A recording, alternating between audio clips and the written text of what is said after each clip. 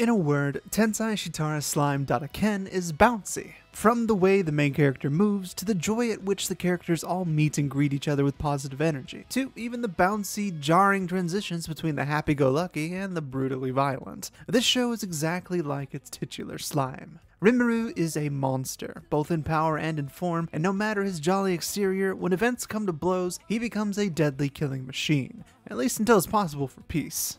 Which, now that I think about it, kind of reminds me of another popular character from Nintendo. Probably a coincidence. Luckily, this show isn't entirely about the violent aspect of the Isekai tropes. Sure, there's some monsters to kill to level up and gain skills, but they aren't really the focus of the show. Rimuru is more concerned with building a community, so you could think about this anime as more of a political or diplomatic story, or even a game like Civilization. Right down to the fact that gaining land also kind of pisses off your neighbors sometimes. Despite that last bit though, the main theme of the show is that everyone can get along, and that the more cultures that exist in a city, the richer the community becomes through monetary and cultural means. A message I think is rather important in the political times we find ourselves in. But the biggest reason the show is popular is thanks to the nature of its main character, Rimuru. He's not a bad slime, you know. And in case it wasn't already obvious, Rimuru has a lot in common with the pure nature of Kirby. From the circular, bouncy, and nigh-indestructible form, to the cute voice and overpowered ability to consume and replicate whatever that consumption was. It's no wonder that this cute character managed to pull a lot of people into the manga before the anime came out. And now that we've been getting to see the story animated, more and more people are finding out just how addicting watching a little blue ball make friends is. And in fact, the animation of the series has been absolutely stellar, adapting the light novel in adorable ways that even the manga hasn't been able to, such as the emoticons constantly appearing on Rimuru's body whenever he talks or feels things. A nice touch to further enhance the reaction of a slime, since it doesn't exactly have expressions otherwise. And of course, the voice work of newcomer Seiyu Miho Okasaki has been an absolute delight to hear, and the directorial work with the outbursts of joy whenever Rimuru is pressed against boobs has been perfectly timed and absolutely hilarious. Not to mention her general dialogue is pretty cute too. The voice work of the other characters isn't slouching either, with every single character being completely natural to hear out of the frames and personalities we've met so far, except for the first friend Rimuru makes, Veldora Tempest. But in this dragon's case, that unnatural tsundere personality is crafted to maximize the gap moe between his huge, powerful form with the lonely, unwilling to admit affection friendship on the inside. Adorable. Interestingly enough, the jokes in the series are of a similar nature, often turning your expectations on their heads for a laugh on the surface, but offering a complex character instead of your basic archetypes isekai and fantasy in general are known for.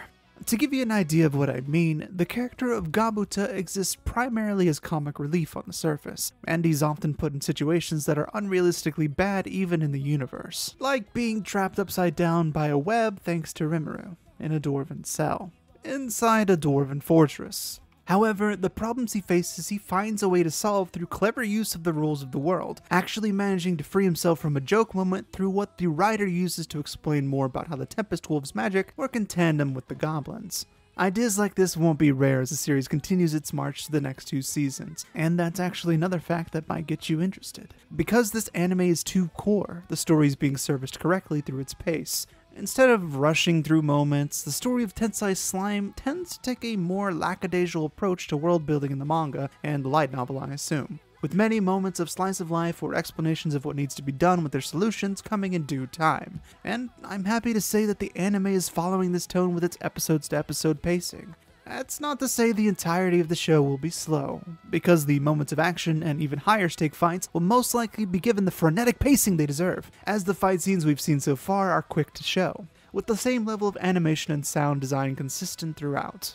There are a lot of factors coming into play to make this one of the more popular anime this season, following in the footsteps of the light novel and manga's popularity. And the consistency with which the crew behind this anime tackles each aspect is a testament to the same dream and fortitude the source material's author built up through their own hard work.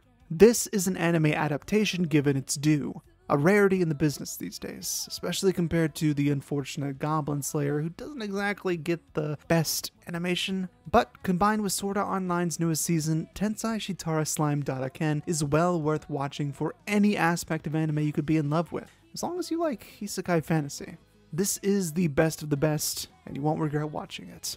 And I also hope you didn't regret watching this video, because I've got a lot more in store coming down the pipe, and a bunch of videos you can check out now that have already been made on all sorts of different anime. So subscribe to keep up to date on my newest videos, and hit that notification bell for, well, notifications on when another video of mine goes up. You can also support me on Patreon at patreon.com/crosswind if you really liked this stuff and want to give me at least like $1 a month. And don't forget to comment either here on the video or my Twitter to get in touch with me directly, because I always love reading and responding to comments. And remember, as long as you enjoy the way you watch anime, that's all that really matters.